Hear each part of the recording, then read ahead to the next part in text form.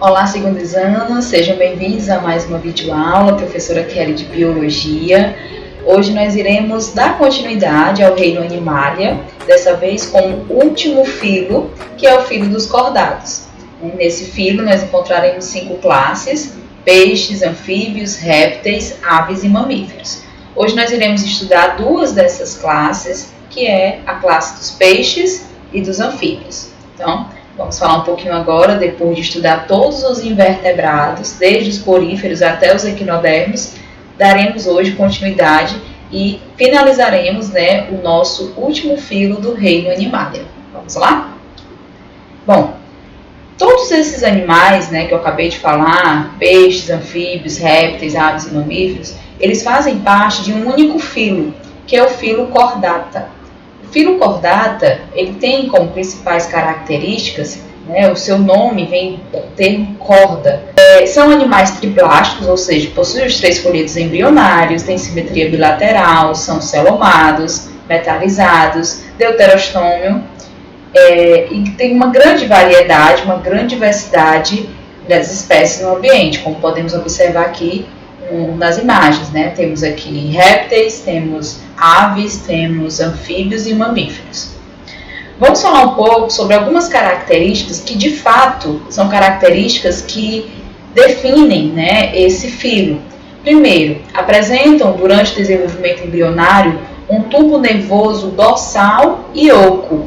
Esse tubo dorsal é o que vai dar origem à medula, aquela medula que existe no interior da coluna vertebral. Então, esse tubo nervoso é uma característica que define bem os cordados. E aqui a gente pode ter essa imagem, vocês podem observar. Então, esse tubo nervoso dorsal, ele forma um dorso, podemos dizer assim. Outra característica é a presença da notocorda, que é um bastão firme e flexível, que posteriormente tem como principal função da sustentação. E também vai fazer parte do sistema digestório.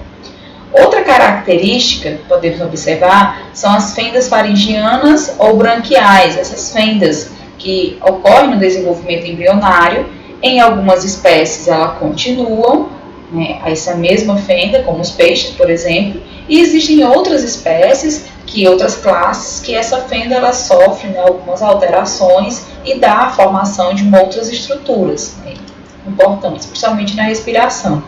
E a cauda pós-anal, que também é uma característica dos cordados, essa cauda pós-anal, que aqui vai dar origem, ela é muito presente em várias classes, como por exemplo a cauda dos peixes, cauda de répteis, de aves. Essa cauda ela é importante principalmente para a locomoção e também para o equilíbrio, como é o caso dos primatas. Tem aquele rabo, a cauda, que ela vai dar um equilíbrio. Nós, seres humanos, fazemos parte da classe dos mamíferos também, nós não temos essa cauda pós-anal. Nós temos um vestígio dessa cauda, que é aquele último osso da coluna, chamada de cóccix. Aquilo ali, dentro da história evolutiva, ele representa um indício que os nossos ancestrais tiveram cauda, ou essa cauda ela foi atrofiada. E na nossa espécie, por nós sermos bípedes, nós andarmos com 2 pés de forma ereta, nós não necessitamos dessa cauda, e aí com a nossa espécie ela ganhou essa característica de não possuí-la. A classificação dos cordados, desse filo cordata, ela se dá em 2 subclasses. Nós temos os protocordados. Os protocordados, existem aqui os urocordados, que são como representante as assídeas, que são animais marinhos, veremos mais à frente, e os cefalocordados, que também são aquáticos, que tem como principal representante o anfióxilo. Nós temos também o subfilo vertebrata. Esse subfilo ele tem aqui como classificação a superclasse dos peixes. Esses peixes têm 3 subdivisões, que é os ciclostomados, que são as lampreias ou peixe-bruxa, os condrictes, que são os peixes cartilaginosos, e os osterictes, que são os peixes ósseos. Outra superclasse são os tetrápodes. Esses tetrápodes são animais que têm 4 pés, né? São tetra, 4 pés. E aí a gente vai ter os anfíbios, os répteis, as aves e os mamíferos, né? Que são a classe mamada. Então, com toda essa classificação, a gente tem aí um estudo, né? Que hoje vai iniciar com peixes e anfíbios. Falando um pouquinho sobre os urocordados, a gente tem aqui esse que representa o urocordados são animais marinhos, né? Eles são animais normalmente bem simples, são fixos, né? E possui aqui algumas fendas faringianas que, né, que acompanham até o animal na fase adulta. Percebam a presença do tubo nervoso, notocorda e cauda, que faz com que esses animais façam parte do filo dos cordados. Temos também aqui como cefalocordados, o anfíoxo, que é um animal também marinho, aquático, marinho.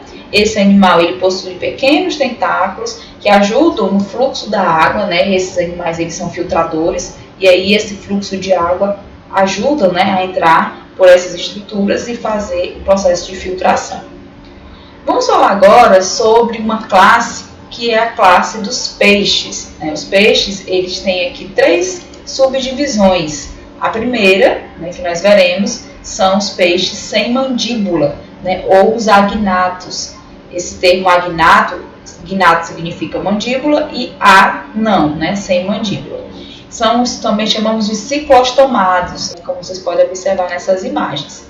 Então, são animais sem mandíbulas, são vertebrados primitivos, inclusive algum deles também não tem, né, as vértebras. Tem um corpo cilíndrico e alongado, como vocês podem observar nessas imagens. Tem um esqueleto cartilaginoso, pele lisa, porém sem escamas. Não apresentam nadadeiras, né, em pares. Possui uma boca circular, como vocês podem observar nessas imagens. Ou seja, essa boca circular é justamente porque eles não têm mandíbula. E aí não tem essa função de abrir e fechar. Tem 2 classes, né, subclasse que é os peixes bruxas e a lampreia, que vocês podem observar aqui nessas imagens. Vamos falar agora sobre os peixes, né, com mandíbula. Esses peixes com mandíbulas, a gente tem a superclasse, né, dos peixes, e aí tem como principais características a presença de escamas, né, tanto os peixes ósseos como os peixes cartilaginosos possuem escamas, com algumas diferenças, claro.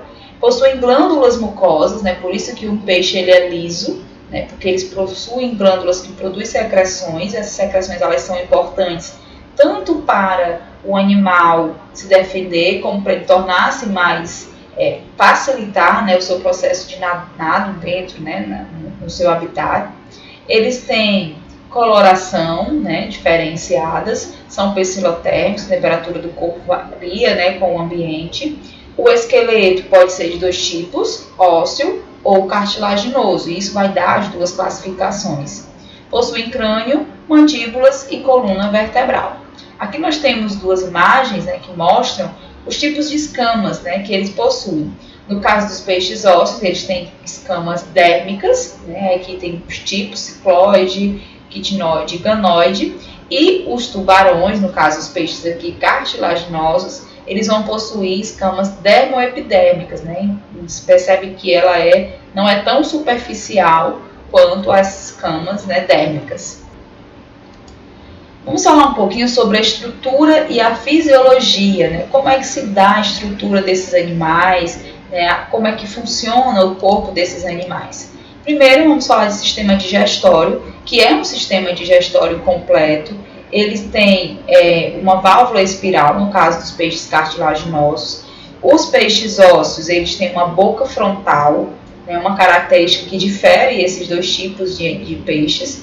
E enquanto que os cartilaginosos têm boca ventral, ou seja, a boca é abaixo.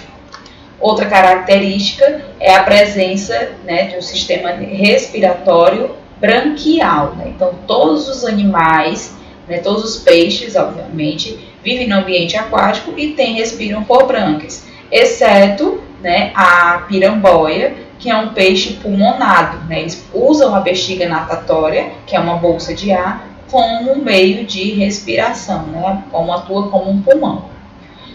O sistema circulatório é fechado e simples, né? Ou seja, o sangue circula por dentro de vasos. E eles possuem um coração que possui somente duas cavidades, um átrio e um ventrículo. As hemácias são nucleadas, né, diferente de outros animais.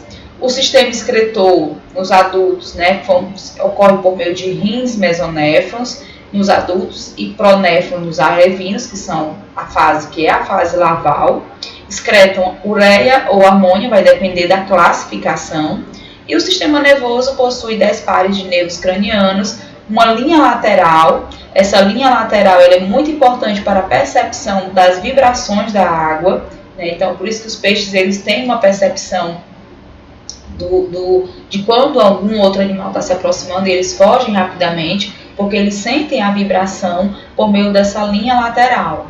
Enquanto que os peixes cartilaginosos, eles possuem as ampolas de Lorenzini. Essas ampolas elas têm também uma conexão com o sistema nervoso e dá essa maior percepção a esses animais.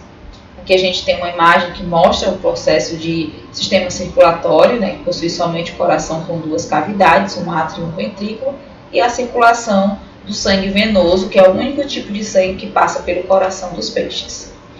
Falando um pouco sobre as duas classificações mais importantes, que são os peixes ósseos e os peixes cartilaginosos, nós falaremos agora de algumas características que diferem, né, de maneira mais específica, né, essas duas subclasses.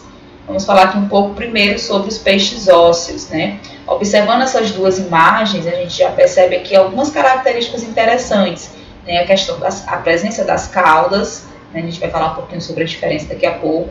A boca, observem que a boca é uma boca frontal, ou seja, na frente.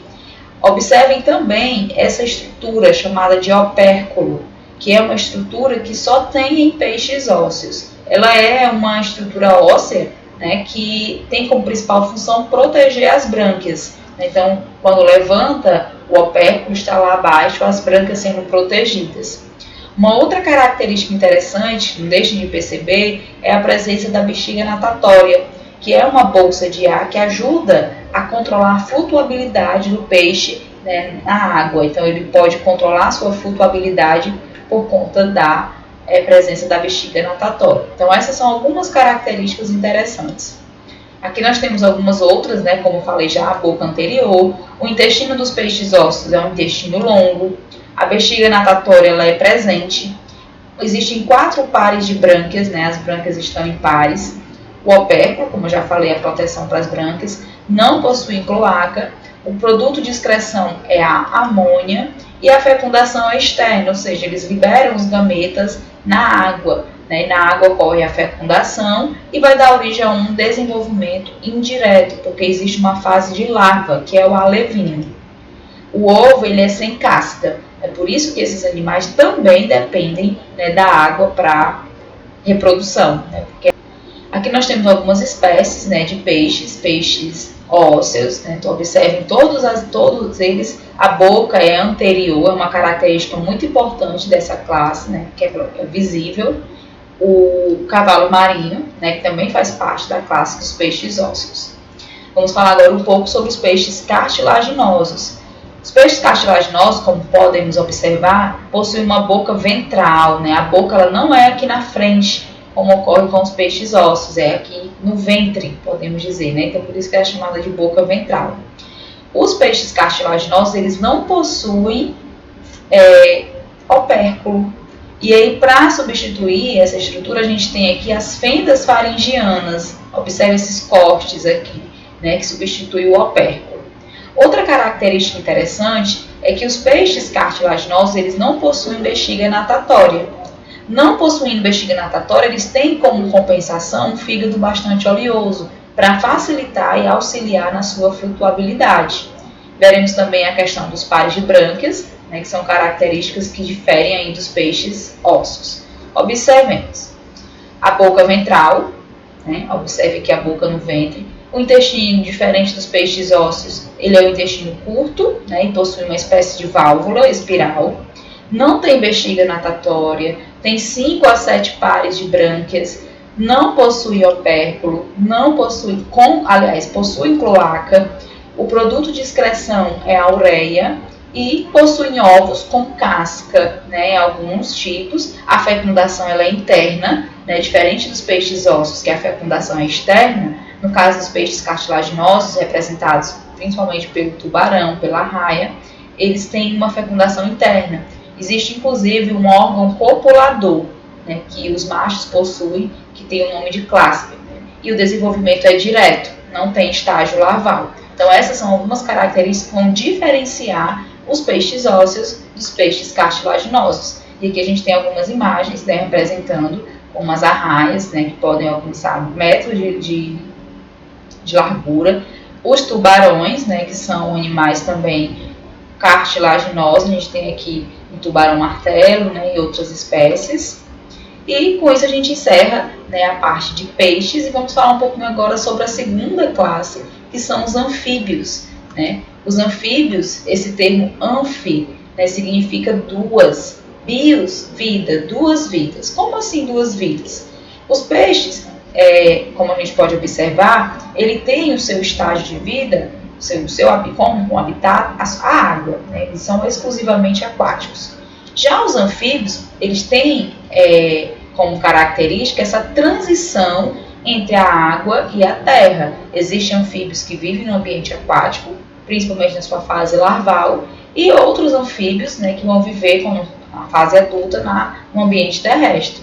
Eles são os primeiros vertebrados tetrápodes, tetra, 4, podes, pés, ou seja, 4 pés.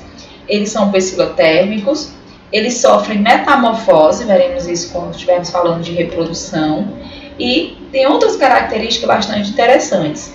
Primeiro é a pele com glândulas, né? Essas glândulas elas produzem um muco, por isso que nós podemos observar, todos os anfíbios eles têm uma pele brilhosa. Essa pele brilhosa se dá à presença desse muco, que é tanto importante como defesa do animal, como também é importante para o seu processo fisiológico de principalmente respiração. Eles não têm escamas, diferente dos peixes, eles têm a pele bastante vascularizada e possuem glândulas paratóides. Essas glândulas são glândulas que produzem excreção, né, secreções de defesa. Vamos à classificação. Os anfíbios eles são classificados em 3 grupos. A ordem Urodela, ou Caudata, que são as salamandras, que vocês podem observar aqui nessa imagem. Salamandras elas são tetrápodes, têm 4 pés, como podemos observar, e elas possuem uma cauda, né? Daí o nome Caudata, ou Urodela. Já os gimnófilos, ou apápodas, né, que são esses aqui, não podes pés, ou seja, não pés, são anfíbios que não possuem pés, né? Eles rastejam. No caso aqui a gente tem a cobra cega. Cobra cega é na verdade pela semelhança, mas na realidade ela não é um réptil, é um anfíbio.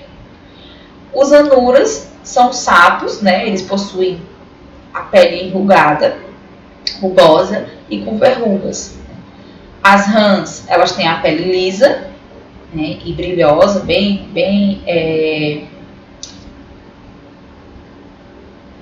possui bastante fluido, né, secreção, e a perereca, ela tem a pele lisa, com ventosas e dedos, né, as ventosas. Então a diferença basicamente de uma rã para uma perereca é a presença das ventosas, né, fazem com que as pererecas elas se prendam em substratos. Aqui a gente tem alguns representantes. Temos as salamandras, que tanto tem salamandras no ambiente aquático, como também no ambiente terrestre. Temos as cobras cegas, ou cecílias, né? Observe aqui a pele bem brilhante. E sapos, rãs e pererecas, que fazem parte da ordem Anura. Outros representantes, nós temos aqui algumas espécies, né, exóticas. Elas têm essa coloração como sinal de aviso na natureza. São geralmente animais que possuem secreções venenosas e que infelizmente, né, não escapam, né, da biopirataria, né? Existem algumas pessoas em outros continentes, né, como na Europa, por exemplo, que compram esses animais para colecionar, né? Isso passou até recentemente no Fantástico. Vamos falar um pouquinho sobre a estrutura e fisiologia. O sistema digestório é completo, eles não têm dentes, possuem uma boca grande e uma língua protrátil. O que significa isso? Ela é presa na região da frente, ela enrola e é lançada, né, para captura de insetos, principalmente já que eles são animais carnívoros. As glândulas possuem glândulas salivares, né? O sistema respiratório ele vai variar de acordo com o ambiente que esse animal esteja inserido. Quando ele está na fase larval, ele respira por brânquias e cutânea, né, pela pele. Quando ele é adulto, ele respira por pulmões, porém seus pulmões são pouco desenvolvidos. E para auxiliar essa respiração, eles também têm respiração cutânea, ou por uma estrutura chamada bucofaringe. O sistema circulatório ele é duplo e fechado, né? O coração possui 3 cavidades, 3 câmaras, que são 2 átrios e um ventrículo. As hemácias são ovais e nucleares. Observem aqui a língua protrátil, né, que é lançada para a captura de insetos. Eles possuem, observem aqui também o coração, que possui 2 átrios e um ventrículo, possui 3 cavidades, diferente dos peixes que só possuem 2 cavidades. A respiração cutânea, né, que ocorre por meio da pele, é uma respiração que ocorre a troca, né, de substâncias gasosas, como por exemplo oxigênio e gás carbônico, porém é necessário que eles estejam com a superfície úmida para que esses gases possam serem trocados. Por isso a necessidade desses anfíbios viverem no ambiente úmido, né, viverem no ambiente em que eles possam estar com a pele sempre umedecida. Vamos falar um pouquinho agora sobre outros 2 sistemas, que é o sistema excretor. Eles possuem um par de rins. Esses rins excretam ureia, possuem cloaca, né, e nas larvas elas vão secretar amônia. Observe toda a estrutura do sistema, né, de um anfíbio. Eles possuem pulmões, rins, uréteres, ânus, bexiga, baço, intestino grosso, intestino delgado. Né, é uma estrutura realmente bem desenvolvida. O sistema nervoso, eles possuem 10 pares de nervos, né, cranianos, olhos bem desenvolvidos, possuem uma boa audição, né, e um canto, né, que é um canto que ajuda na captura, né, nos seus processos de reprodução. Falando em reprodução, eles são animais dioicos, ou seja, existe o macho e a fêmea. Eles demarcam o território, né, e a sua reprodução se dá por meio desse abraço nupcial. Como eles têm fecundação externa, eles liberam os gametas na água. Esses gametas sofrem, né, a fecundação fora do corpo da fêmea, que se transforma posteriormente em uma larva. Essa larva ela vai ganhando algumas características e se transforma no que nós chamamos de girinos. Né? Esses girinos possuem uma cauda que, após o animal chegar na fase adulta, essa cauda ela é atrofiada, ela desaparece. Daí a gente fala que os anfíbios eles sofrem metamorfose, né, porque eles perdem essa cauda no decorrer do seu desenvolvimento. Com isso, nós encerramos a nossa aula de hoje. Espero que tenham compreendido. Falamos hoje sobre peixes e anfíbios. Nas próximas aulas nós daremos continuidades às próximas classes. Desejo uma ótima semana e até a próxima aula.